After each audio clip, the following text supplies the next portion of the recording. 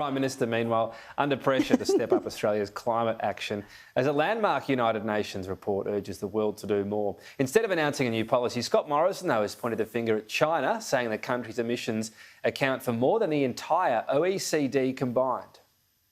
The developing world accounts for 2/3 of global emissions, and those emissions are rising. That is a stark fact. To have the government party room full of a whole lot of people who are essentially denying the science of climate change in 2021 is genuinely unbelievable. We're on track to meet and beat our 2030 targets. So we've updated our projections each year and we've improved them every year we've been in government. It's clear that Scott Morrison and his band of climate criminals will not do what it takes to cut pollution by 2030.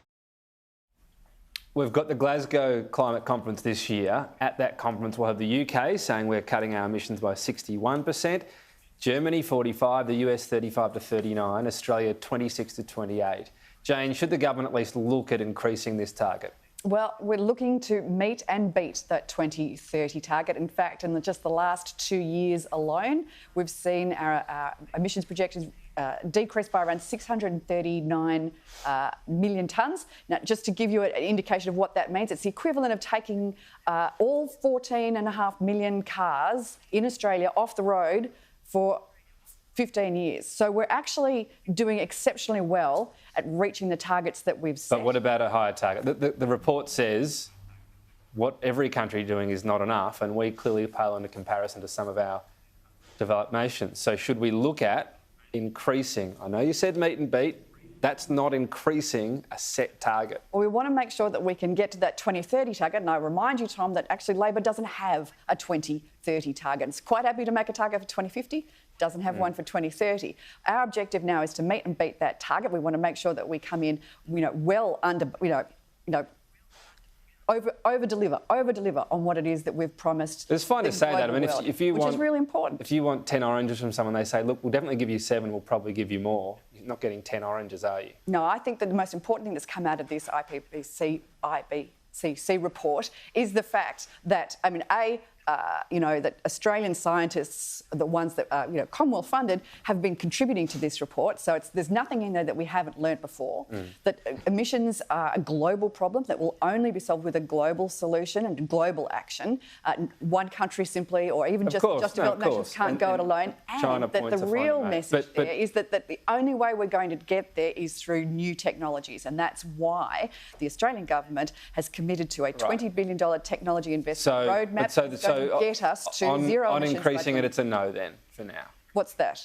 Increasing the target. Well, we want to meet the target first and foremost, and then the next step is to say... first. It's in 2030. You've got to set a new, either yes or no to setting a new target. Well, why don't we meet the target that we've already set, rather than set a whole new target? Not till 2030. Yeah. That's a no. I think we're actually saying the same thing, Tom, aren't we? The plan is to get to the target that we've already set by 2030. So what you're saying is if we get to it in 2027, then we'll increase it. Well, but all the other countries are increasing it now. I think the best thing we can do is invest in that technology that is going to take us to as low emissions as possible. Kimberly, we can also share with developing nations so that their emissions are also... Kimberly, would you like to see Labor take a short-term target? 2050 is fine. You haven't said how you'll get there. Do you need to take something that is ambitious? Can I just start at the basics? Firstly, the ALP is not divided like the joint party room is. In fact, Jane actually has more in common with the Greens, because she's in the moderate part of the Liberal Party, than she does with her National Party joint party room. Jane, you're a moderate. You actually believe in climate change. You've got people in your joint party room who do not believe. Yes, they are, in fact. And I think, by the way, Chris Bowen has been a revelation in this space. Okay, I think because Joel Fitzgibbon says don't set an interim target. So Anthony Albanese is saying that too. I think they're in agreement across these issues, and I think you'll find there's agreement in the Labor Party that there needs to be action on climate change. In the government, the government doesn't even have the joint party room has so many views in it, and it actually goes from people like Jane all the way through, and Katie Allen, all the way through to people who deny climate change. It's not all deny climate change. So you've got, Party, is it? You've got a government. The government. Well, the ALP does actually believe in climate change. That is something that the government cannot say about its own Let me just ask you that members. again, though, Kimberly. This is important. Do you think a 2030 or 2035 target, a specific one that Labor sets, more ambitious than the government, should be taken to the next election by your party? 45%? Well, that was what you took last time.